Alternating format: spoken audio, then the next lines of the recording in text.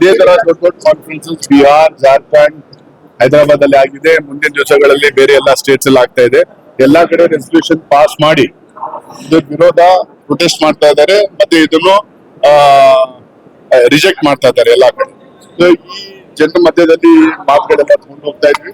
Specially BJP, RSS, BHP ಅವರು ಏನು ವಫ್ ತಗೊಂಡು ಮತ್ತು ಮುಸ್ಲಿಂ ಕಮ್ಯುನಿಟಿ ತಗೊಂಡು ಮಿಸ್ಇನ್ಫಾರ್ಮೇಶನ್ ಏನ್ ಸ್ಪ್ರೆಡ್ ಮಾಡ್ತಾ ಇದ್ದಾರೆ, ಅದನ್ನು ನಾವು ರೆಕ್ಟಿಫೈ ಮಾಡಕ್ಕೆ ಮತ್ತೆ ಈ ಮಿಸ್ಇನ್ಫಾರ್ಮೇಶನ್ ಬರ್ಸ್ಟ್ ಮಾಡಕ್ಕೆ ನಾವೆಲ್ಲ ಇದು ಕಾನ್ಫರೆನ್ಸಸ್ ಎಲ್ಲ ಮಾಡ್ತಾ ಇದೀವಿ.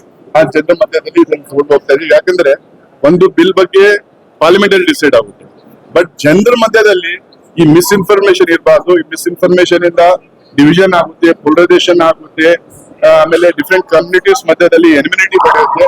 ಅದು ಆಗ್ಬಾರ್ದು ಅಂದ್ಬಿಟ್ಟು ನಾವು ಇವೆಲ್ಲ ಕೆಲಸ ಮಾಡ್ತಾ ಇದ್ದೀವಿ. ಈಗ ಒಂದು ಮಾತು ಹೇಳಿದ್ರಲ್ಲಿ, ಅಂದ್ರೆ ಈಗ ದೇವಸ್ಥಾನಕ್ಕೆ ಅಥವಾ ಒಂದ್ ವೇಳೆ ಮೆಂಬರ್ಸ್ ಇದು ಮಾಡೋದಾದ್ರೆ ಟೆಂಪಲ್ಗಳಲ್ಲಿ ಏನು ಮೈನಾರಿಟಿಗೆ ಆದ್ಯತೆ ಕೊಡ್ಬೇಕು ಅಂತ ಹೇಳಿ. ಅಲ್ಲ, ನಾವ್ ಹೇಳ್ತಾ ಇರೋದು ಇವಾಗ ನೀವೇ ಒನ್ ನೇಷನ್ ಒನ್ ಲಾ ಅಂತ ಹೇಳ್ತಾ ಇದ್ದೀರಾ. ಇವಾಗ ಕಾನ್ಸ್ಟಿಟ್ಯೂಷನ್ ಹೇಳೋದು ನಿಮ್ ರಿಲಿಜನ್, ಎಲ್ಲಾ ರಿಲಿಜನ್, ಬರೀ ಮುಸ್ಲಿಂ ಅಂತಲ್ಲ, ಎಲ್ಲಾ ರಿಲಿಜನ್, ಎಲ್ಲಾ ಧರ್ಮದವರು ಅವರು ಇನ್ಸ್ಟಿಟ್ಯೂಷನ್ಸ್, ಅವರು ರಿಲಿಜಿಯಸ್ ಅಫೇರ್ಸ್ ಅವರೇ ಮ್ಯಾನೇಜ್ ಮಾಡ್ಬೇಕಂತ. ಅದಕ್ಕೆ ಯಾವುದೇ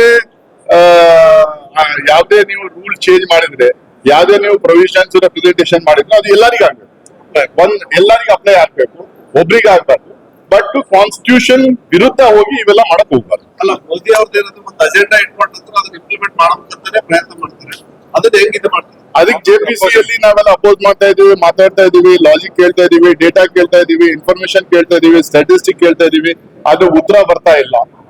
ಸೊ ಇದು ಪಾರ್ಲಿಮೆಂಟ್ ಅಲ್ಲಿ ಮತ್ತೊಂದ್ಸಲ ಇದು ರಿಪೋರ್ಟ್ ನಾವು JPC ರಿಪೋರ್ಟ್ ಕೊಟ್ಟಾದ್ಮೇಲೆ ಮತ್ತೊಂದ್ಸಲ ಪಾರ್ಲಿಮೆಂಟ್ ಅಲ್ಲಿ ಬಿಲ್ ಬರುತ್ತೆ. ಬಂದಾಗ ಅಲ್ಲಿ ವಾದ ವಿವಾದ ಆಗುತ್ತೆ. ಅದಾದ್ಮೇಲೆ ಅದು ಹೆಂಗ್ ಮಾಡ್ತೀನಿ ನೋಡ್ಬೇಕು. ನಾನ್ ಮೊದ್ಲಿಗೆ ಹೇಳ್ದಂಗೆ ಇವ್ರು ಇದು ಮಾಡ್ತಾ ಇದ್ದಾರೆ. ಇವ್ರಿಗೆ ಒಂದು ಫಸ್ಟ್ ಆಫ್ ಆಲ್ ಇವ್ರ ಹತ್ರ ಡೇಟಾ ಇಲ್ಲ. ಇವರು ಸ್ಟೇಕ್ ಹೋಲ್ಡರ್ಸ್ ಜೊತೆಯಲ್ಲಿ ಕನ್ಸಲ್ಟೇಷನ್ಸ್ ಮಾಡಿಲ್ಲ. ಇವ್ರು ಯಾರು ಡಿಮ್ಯಾಂಡ್ ಮಾಡಿರ್ಲಿಲ್ಲ ಅಮೆಂಡ್ಮೆಂಟ್ ಮಾಡ್ಬೇಕು.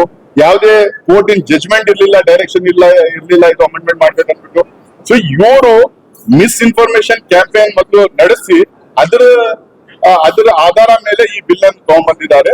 ಅದಕ್ಕೆ ನಾವು ಈ ಮಿಸ್ಇನ್ಫಾರ್ಮೇಶನ್ ಕ್ಯಾಂಪೇನ್ ಏನಿದೆ ಅದನ್ನು ಫಸ್ಟ್ ನಾವು ಜನರ ಮಧ್ಯದಲ್ಲಿ ಹೋಗಿ ಅದು ಕ್ಲಾರಿಫೈ ಮಾಡಬೇಕು.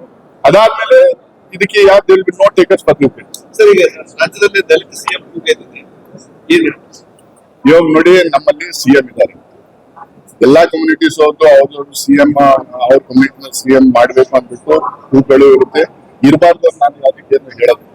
ಇವಾಗ ಸದ್ಯಕ್ಕೆ ಹೈಕಮಾಂಡ್ ಅವರು ಒಂದು ಡಿಸಿಷನ್ ತಗೊಂಡಿದ್ದಾರೆ. ನಾವು ಟೋಟಲಿ ಚೀಫ್ ಮಿನಿಸ್ಟರ್ ಬ್ಯಾಕ್ ಮಾಡ್ತಾ ಇದೀವಿ. ಆಮೇಲೆ KS ಅವ್ರು ಮಾಡಿದ್ದಾರೆ, FIR ಮಾಡಿದ್ದಾರೆ.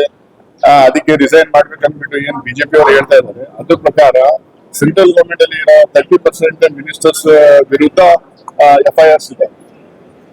ಬಹಳ ಸೀರಿಯಸ್ FIRs ಇದೆ, ಸೀರಿಯಸ್ ಸೆಕ್ಷನ್ಸ್ ಹಾಕಿ FIRs ಮಾಡಿದ್ದಾರೆ. ಆ ತರ ನೋಡಿದ್ರೆ ಅಮಿತ್ ಶಾ ಅವರು ಹೋಮ್ ಮಿನಿಸ್ಟರ್ ಆಗ್ಬಾರ್ದಾಗಿತ್ತು. ಸೊ ಅದಕ್ಕೆ ಆ ಲಾಜಿಕ್ ಇಲ್ಲಿ ಅಪ್ಲೈ ಆಗೋದಿಲ್ಲ. ಚೀಫ್ ಮಿನಿಸ್ಟರ್ ಇಸ್ ಸ್ಟೇಯಿಂಗ್, ಮತ್ತೆ ಅವರಿಗೆ ಟೋಟಲಿ ನಮ್ಮ ಪಾರ್ಟಿ ಬ್ಯಾಕ್ ಮಾಡ್ತಾರೆ. ಥ್ಯಾಂಕ್ಸ್.